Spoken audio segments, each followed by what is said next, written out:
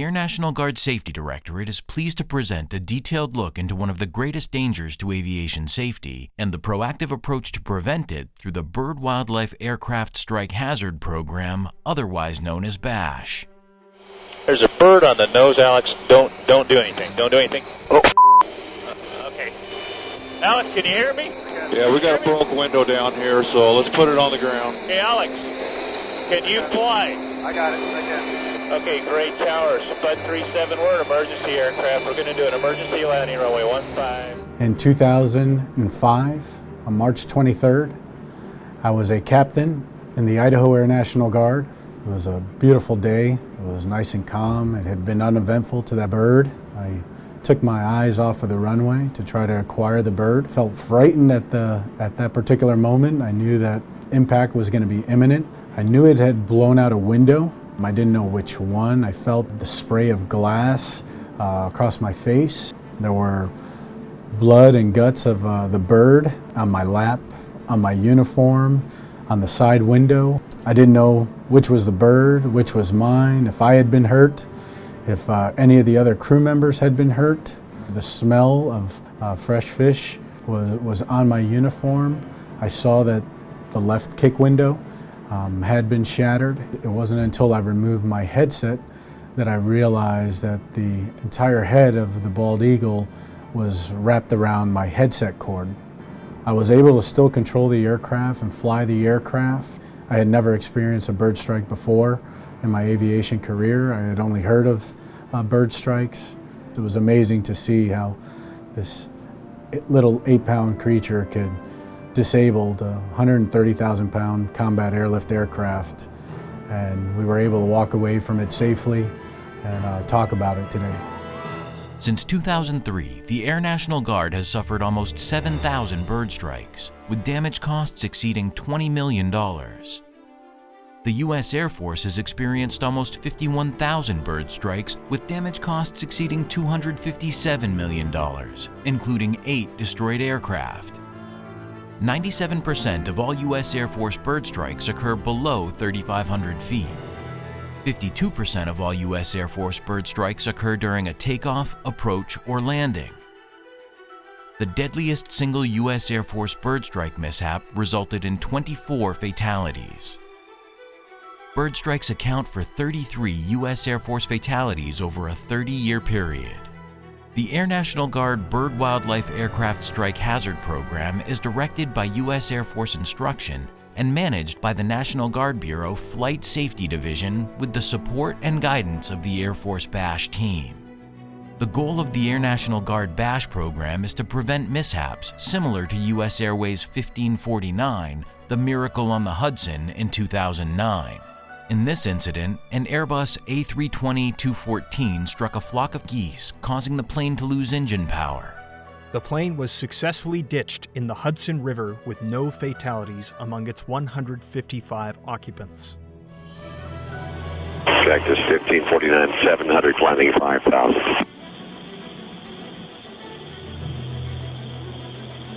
Cactus 1549, departure to contact line, maintain 15,000. Maintain 15,000, Cactus 1549.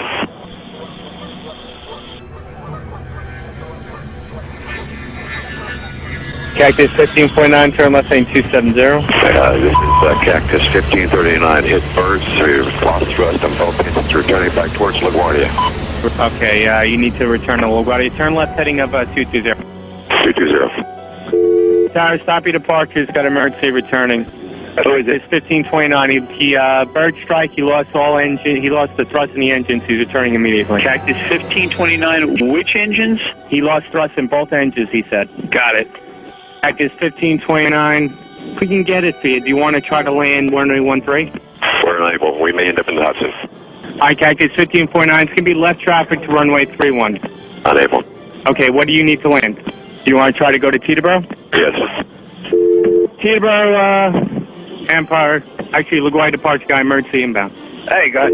Cactus 1529 over the George Washington Bridge. Wants to go to the airport right now. Wants to go to our airport. Check. Does he need assistance? Yes, it was a bird strike. Can I get him in for runway 1? Runway 1, that's good.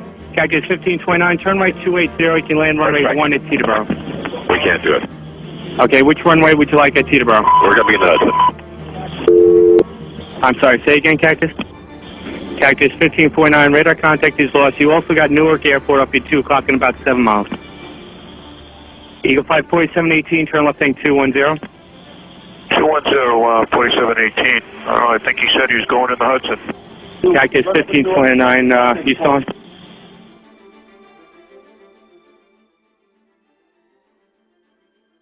Some incidents were not as fortunate as Flight 1549. In the Air Force E-3 AWACS incident that occurred in the fall of 1995, a United States Air Force E-3 Airborne Warning and Control Systems Boeing 707 aircraft encountered a flock of geese upon takeoff at Elmendorf Air Force Base in Anchorage, Alaska. Going down. 7 heavy. Oh my God. Oh man. Okay, give it all you got. Give it all you got. 27 heavy. Emergency. Roll a crash. Roll a crash. Crash. We're going in. We're going down. Several geese were ingested in the number 1 and number 2 engines, resulting in the catastrophic loss of the aircraft. All 24 people on board were killed. As a result of these incidents, all U.S. Air Force flying units are required to have functional BASH plans and programs. This requirement also applies to all Air National Guard units, even those located on joint use or civilian airfields. There are few things harder than trying to mitigate wildlife in a joint use facility where you have civilian ops on one side and you have military operations on the other. And when it comes to bird strike hazards, oftentimes civilians, airports will report their strikes, but never notify, of course, then the military side of the airfield of the same hazard.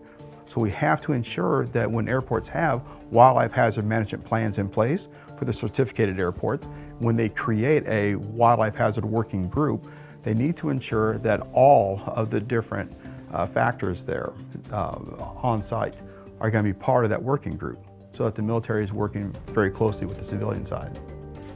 Prevention is key, and the Air National Guard is committed to avoiding high-hazard situations through environmental stewardship and operational planning.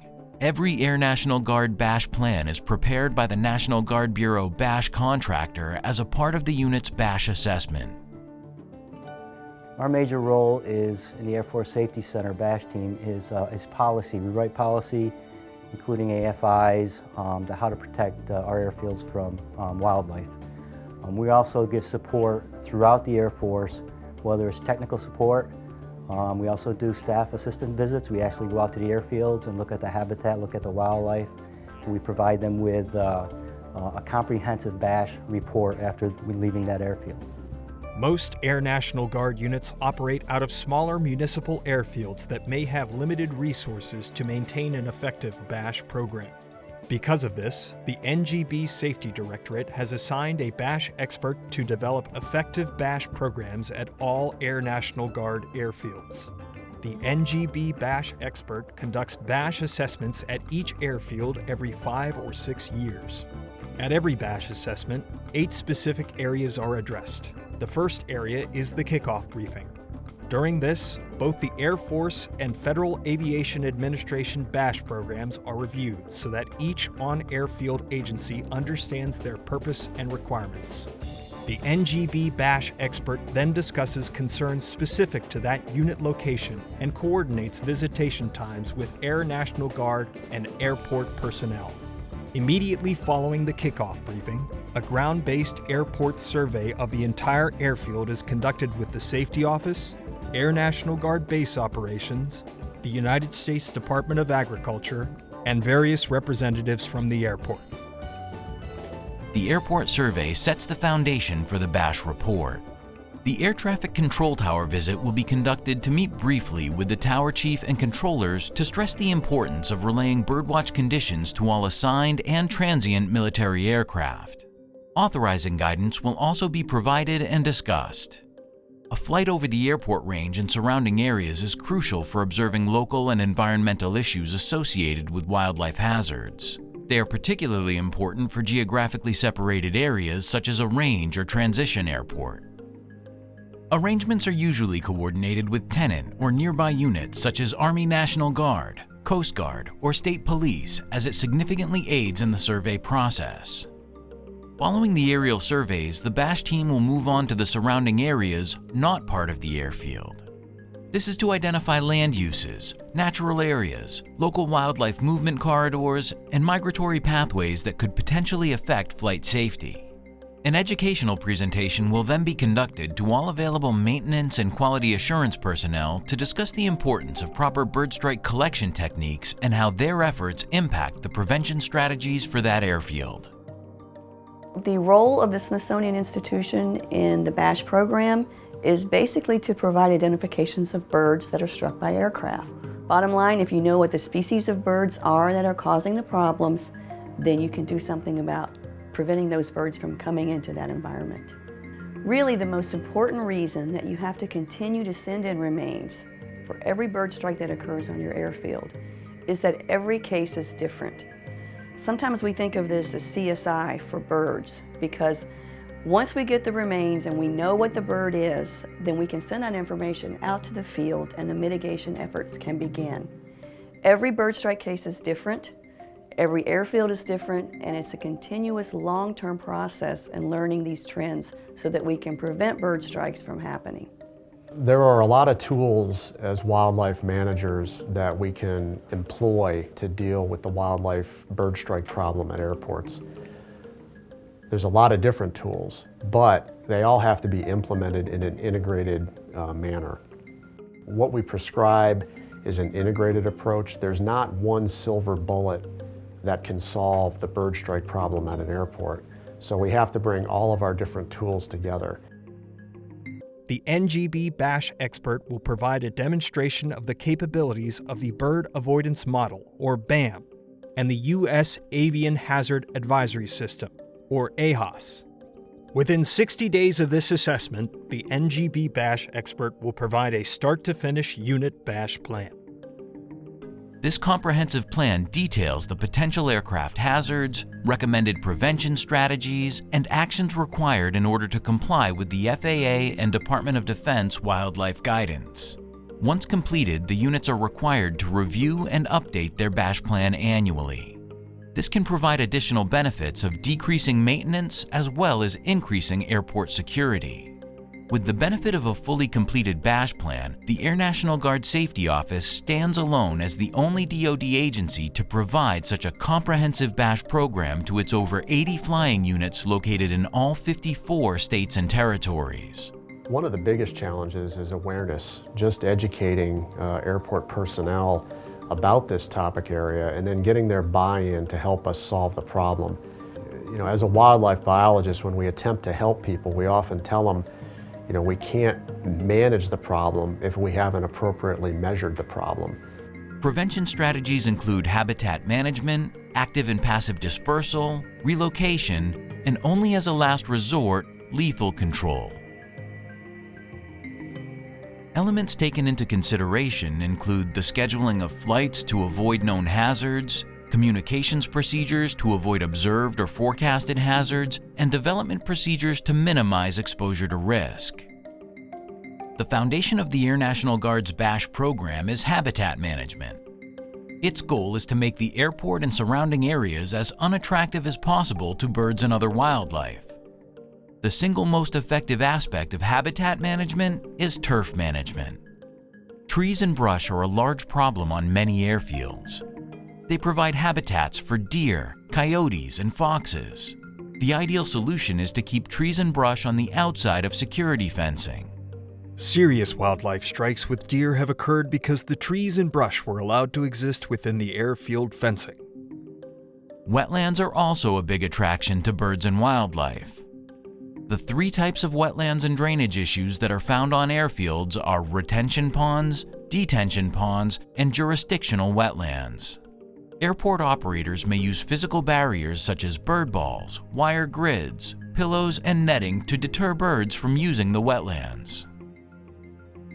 Looking into proactive measures, habitat manipulation, water manipulation, and one of these is bird balls, which we recently deployed on the Hickam Golf Course water retention pond.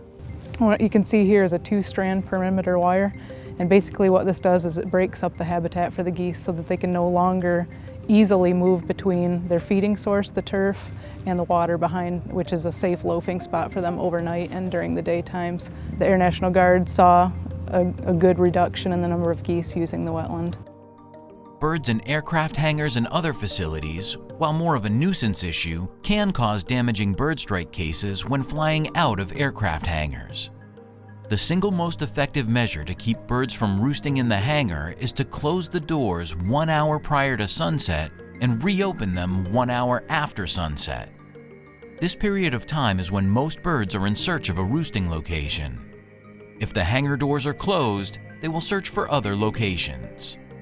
Habitat management is crucial to any successful BASH program. The ANG, through its contractor, serves to educate and equip all flying units with the necessary strategies and tools to minimize wildlife strikes. Beginning in the early 1970s, the North American population of large bird species increased tenfold. The Air National Guard uses active and passive dispersal techniques in order to train animals to avoid airfields. Non-lethal and humane dispersal options are the preferred method. The most commonly used are pyrotechnics, which launches a noise cartridge from a pistol; long-range acoustic device, or LRAD, which uses a handheld parabolic speaker and an MP3 player to project an intense beam of sound; recorded bird distress calls, which are played from vehicles or building PA systems; falconry. Seen as predators to birds, falcons are trained to fly around the airport at select times to keep birds away from that area; and canines, which harass flocks of birds. By effectively using the techniques previously listed, birds and other wildlife should learn to relocate to a new habitat. The Federal Endangered Species Act of 1973 requires all federal agencies to consider listed species in their planning efforts and take action to further the conservation of these species. It's appropriate to develop habitat outside of the airport boundaries so that when we manage the airport to make it as unattractive as possible, then they have a place to go. But we never want to manage the airport environment to promote endangered species or to develop wetland habitat. And we always have to keep in mind that the airport is not a wildlife refuge. Many airports have old or bare surfaces that are no longer feasible to maintain. These surfaces are a desired habitat for mourning doves, killdeer, and rock pigeons, and also cause potential foreign object damage to aircraft. Proper prevention for unused surfaces is to either repave the surface, completely remove the deteriorating surfaces, or apply herbicides and adequately seal all cracks for all surfaces still in use. Many airports like this have a lot of open habitat around them, and unfortunately many state agencies and the federal agencies want the airports to use that open space to promote wildlife habitat, especially when there's state-listed threatened or endangered species or species of special concern, or those that may be associated with wetlands. So they ask the airports to develop habitat to promote these species. Unfortunately, there's a lot of unintended consequences. It's generally not the state-listed species that cause the problem, but the others that are attracted to this habitat. FAA guidance says that state-listed, threatened, and endangered species may exist on airport property if they pose no safety problem and their presence does not compromise safe airfield strategies. The Air National Guard, working in partnership with government agencies, local communities, and private industry, is making real progress in protecting America's natural resources while supporting military readiness. Only as a last resort can lethal control measures or depredation be used. If a stubborn animal is impacting aircraft and crew even after active and passive dispersal methods are used, lethal measures are necessary. If the BASH model is properly used, the Air National Guard will ensure the safety of aircraft and crew and potentially save millions of dollars on equipment repair. The Air National Guard also uses BAM, Bird Avoidance Model, and AHAS, Aviation Hazard Advisory System, to reduce the number of collisions with aircraft. They are pre-flight planning websites that indicate historical presence and radar bird presence on a flight map. This helps aircraft avoid areas with a high bird presence. We ensure that the airports have the information necessary to mitigate their wildlife hazards, but it goes beyond that. We also ensure that we have partnerships with other federal agencies through MOUs and MOAs. We ensure that there is sufficient amount of outreach and education material for those airports. We also like to ensure that we have enough research that is being conducted so that we can better understand the problems with wildlife hazards. The Air National Guard, I think, has been a leader in implementation of procedures and processes to get a handle on the bash problem. But a lot of this planning and process type stuff that's gone on has been very effective, especially in raising awareness. The efforts that the Guard Bureau has implemented over the past decade in terms of measuring the problem and then providing a very basic strategy to help Guard facilities plan for this has been extremely effective in reducing bash hazards. The Air National Guard BASH program utilizes the layer of defense strategy by employing a combination of active and passive techniques described in this video. The objective is to sustain mission capability by ensuring the safety of aircraft and crew utilizing the most humane and proven effective prevention efforts possible. Effectively and successfully managing wildlife at our airfields takes teamwork. The ANG is steadfast in our goal of safe flight operations and smart environmental management. To learn more about BASH, visit this website.